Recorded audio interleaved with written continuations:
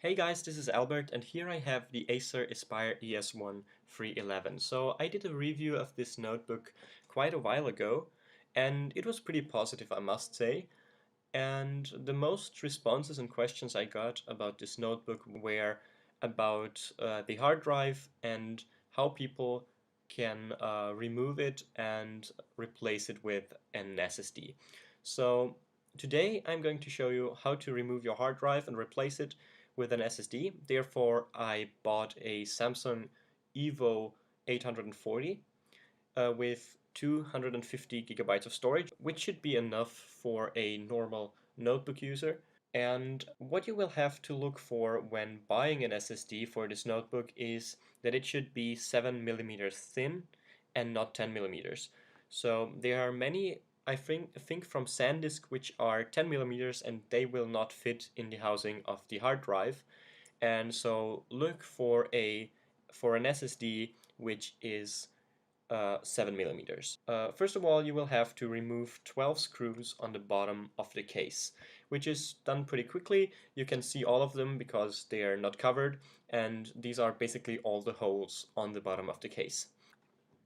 What you will then do is you have to remove the bottom plastic from the housing of the notebook, and for that I would use a plastic removal tool, or in my case it's just a thin plastic from guitars. And this is done pretty quickly, but you have to make sure that you don't break the plastic inside of the notebook, because else you will not be able to close the case again completely, and this would look pretty badly. And just take a thin plastic tool and take your time to not to destroy anything on your notebook. So then you can see the hard drive, which is on the right side of the mainboard, and on the hard drive you will have to remove three screws. So one is found on the right side, the other is on the right top side where the mainboard is and where you can also find the cooler, and then there's one on the other side where the battery is. But what I did here is pretty stupid. I removed the second screw on the left side first before removing the one in front of it, and I just forgot it was important.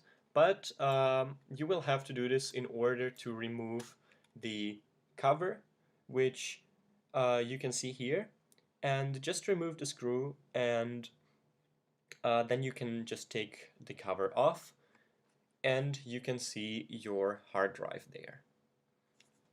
So once you can see your hard drive, just pull it out and don't damage the connector, which is on the left side. So just pull it out, and then you have basically removed your hard drive.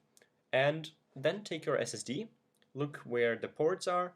In my case, they are on the right side here, and then just take your SSD and put it there where your hard drive was. Just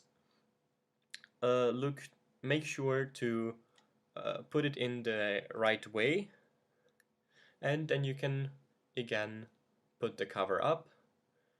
Just make sure that the holes are on the same place where they've been, and that you put the cover back the right way. So this is a pretty straightforward process, as you can see.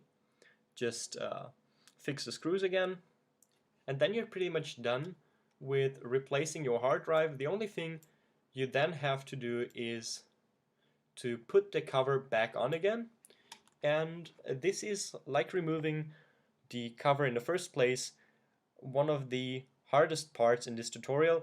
So don't break the plastic on the sides, and make sure that the cover is not damaged when putting it back in. Finally, you just have to put the 12 screws back in again, and you have replaced your hard drive on your Acer Aspire ES1. This is a pretty straightforward process if you know what you're doing and if you know how you're doing it. If you have any questions, just ask it in the comments below. If you're not sure, before buying a hard drive, just send me the hard drive, the name or the link, basically whatever you want, and I will tell you if it will fit in your notebook. Make sure you don't buy the wrong product, and I will post some compatible hard drives in the description so you know which hard drive you can use and which you probably shouldn't. Now you just have to install the operating system on it or back up your data of your old hard drive to your new SSD and have fun with your 10-second booting notebook. Thank you very much for watching and see you next time.